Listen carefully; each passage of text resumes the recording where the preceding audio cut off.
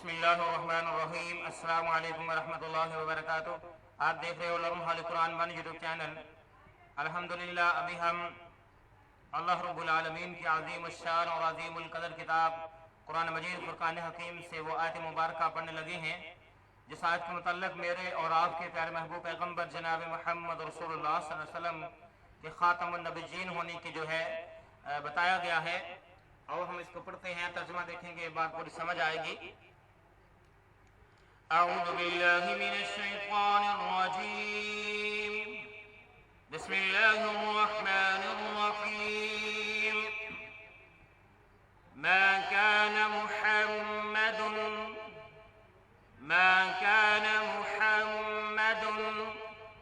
ابا احد، دال کو میم مشدد کے ساتھ ملا کے پڑھیں گے اور غنہ بھی کریں گے۔ ابا احد من رجالکم، میم کو را مشدد کے ساتھ ملائیں گے، نون ساکن کو چھوڑ دیں گے۔ من رجالکم ولکن رسول اللہ، کاف کو را ساکن کے ساتھ ملایا، اسلام کو اسلام مشدد کے ساتھ ملا کے پڑھا۔ ولکن رسول اللہ وخاتم النبیین، میم کو نون مشدد کے ساتھ ملا کے پڑھا اور غنہ بھی کیا۔ وخاتم النبیین وکان اللہ، نون کو لام مشدد کے ساتھ ملا کے پڑھا۔ وکان اللہ بکل شیء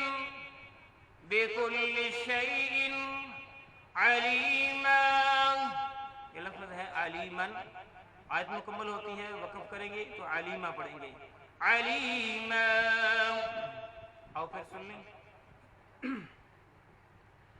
ما كان محمد ابا احد من رجالكم ولكن رسول الله وخاتم النبيين وكان الله بكل شيء عليما۔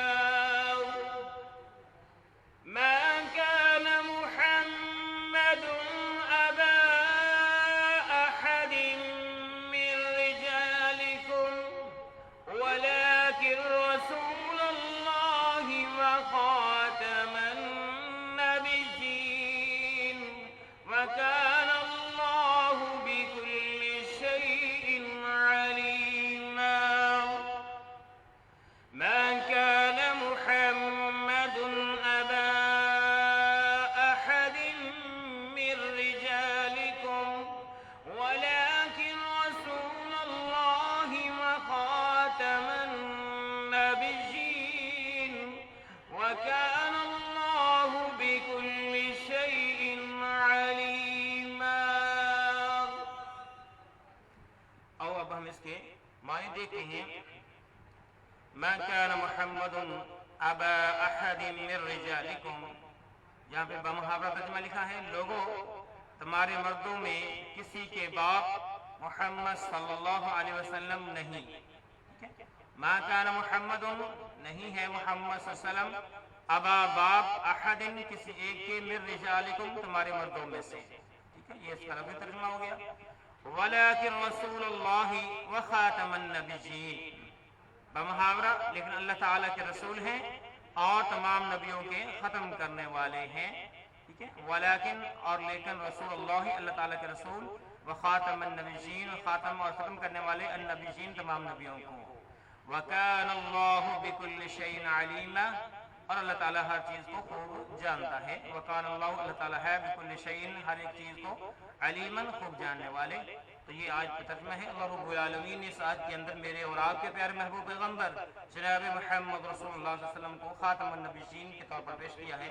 اللہ رب العالمین سے دعا ہے کہ اللہ تعالیٰ ہمیں ختم نبوت کا جو عقیدہ ہے ہم وقت جو ہے جیسے اللہ تعالیٰ چاہتا ہے ویسے اپنانے کی توفیق عطا فرمائے، اور پختہ ایسا پختہ ہو کہ مرتے دم تک اس کے اندر کسی قسم کی کوئی کمی پیشی نہ آئے۔